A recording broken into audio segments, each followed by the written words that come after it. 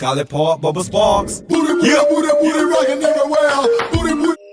Hey, I don't know what to do. What's up, YouTube? It's Desi, and I'm back with another video, y'all. This is going to be Desi Car Talk, you guys. During my lunch break, y'all already know what it is. As you guys can know, happy St. Patrick's Day to anybody that's out there. It's green today, so if you aren't wearing green, hopefully you don't get pinched. But you see your girl just kind of threw this on, got the nails done, you know.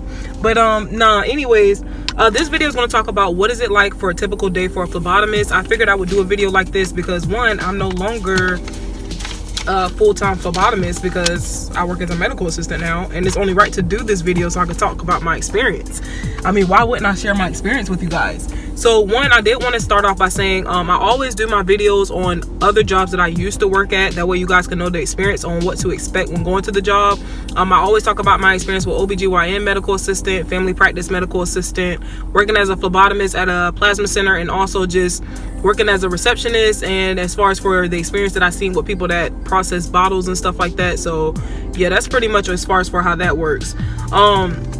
So basically, what is a typical day like for a phlebotomist? Now, off of my experience, I'm basically telling you guys what we would do every day as far as for phlebotomy. So one, what is a phlebotomist? Most people that don't know, if you're new to my channel, I always talk about medical videos, or I'll do free giveaways, all those type of things. So one, what is a phlebotomist? A phlebotomist basically is the practice of drawing blood from a patient. You can either take specimens from the body or anything like that, and basically you process those type of specimens.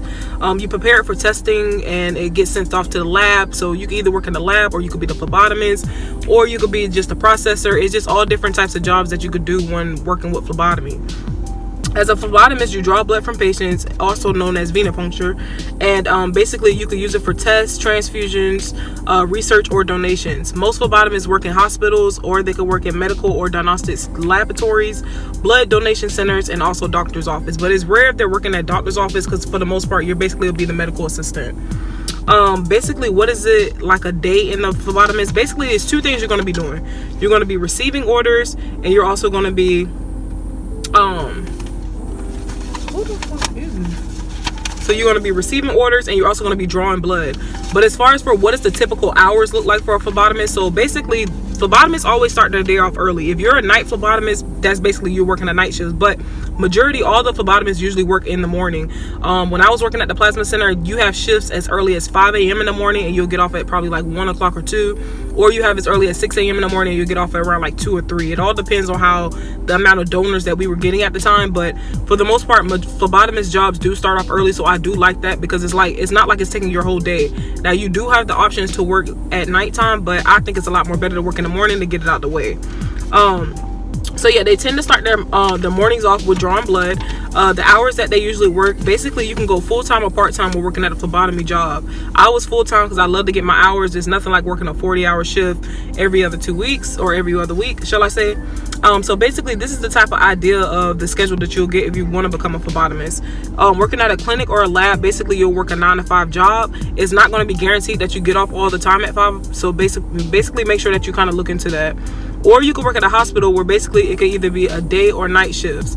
Now, for the majority of the time, people like to do night shifts when working at a hospital because it's a lot more set and it's a lot more easier. So I would definitely look into that. But they do have where you could do like 12-hour shifts or 8-hour shifts. It all depends, but you just see as far as for which one works best for you. Phlebotomist usually works in hospitals, urgent cares, and most of the time they usually have the same shifts as the nurses. So for the majority of the time, nurses need a CNA or a medical assistant, or they need a phlebotomist to be on the same schedule as them as well. The main point out of the phlebotomy, working as a phlebotomist, I feel like that's the takeaway, is that phlebotomists require a lot of attention. You want to make sure that you pay a lot of detail to a lot of things, because if you mess up on something, it can throw off the whole entire thing, and it's just frustrating to get it all back together. You want to make sure that you have the skills as far as for calming patients down when drawing blood, because at the end of the day, a lot of people are afraid of needles. So you want to make sure that you kind of have that ability to kind of calm them down, get their minds off of it, get a successful stick, and continue it on through. Half of the time, you never know, you can make a difference in someone's lives. You never know as far as for blood transfusions and stuff like that. But for the majority of the time, phlebotomists do a lot of work as far as for communication and their skills that they have as far as for paying attention. As long as you're not scared of blood, I feel like phlebotomy will be good for you. Most people, they are terrified of blood, or some people are terrified from people's reaction from getting the blood. But I feel as if you know what you're doing and you just kind of find your technique of like calming people down, you should be perfectly fine. If we want to talk about as far as for the two main roles that a phlebotomist play, like I said, receiving orders, so you'll make sure that you try to package up the specimen, making sure that you pay attention to every detail. It's very important to keep out for eye detail for identifying your patients. You do not want to label the wrong bottle. You don't want to do any of that. Label the wrong specimen. Always pay attention. Make sure you pay attention to the first and last name. Make sure that you check out the date of birth.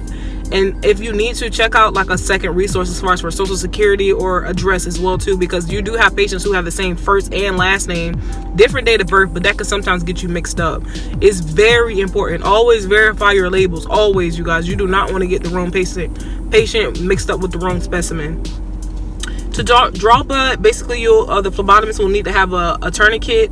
They need to select the vein, clean the site, and also make sure that they insert the needle and collect the blood to save for testing or transfusion. Some patients do have good veins, some patients do not have good veins. That's where that skill comes in, where you have to make sure that you kind of identify which vein would be the best.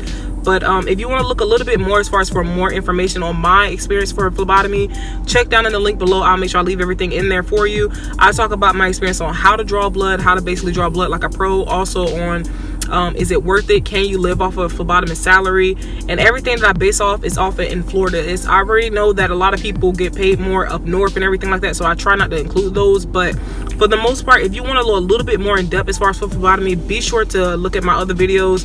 I don't want to feel as if I'm repeating everything, but I definitely feel like the day in the life of a phlebotomist is sweet. At the end of the day, if you just want to start off with a first job with medical field, phlebotomy is definitely something I recommend. It's just at the end of the day, a lot of people just get really terrified from the blood, but I feel like it's a learning experience. If once you get over that fear, you should be perfectly fine. But don't forget to like, comment, and subscribe, you guys, and don't forget to leave comments down below, because I do make sure that I check those. Hoping everybody enjoyed their St. Patrick's Day, you guys, and hopefully everybody have a good Wednesday. Peace, y'all.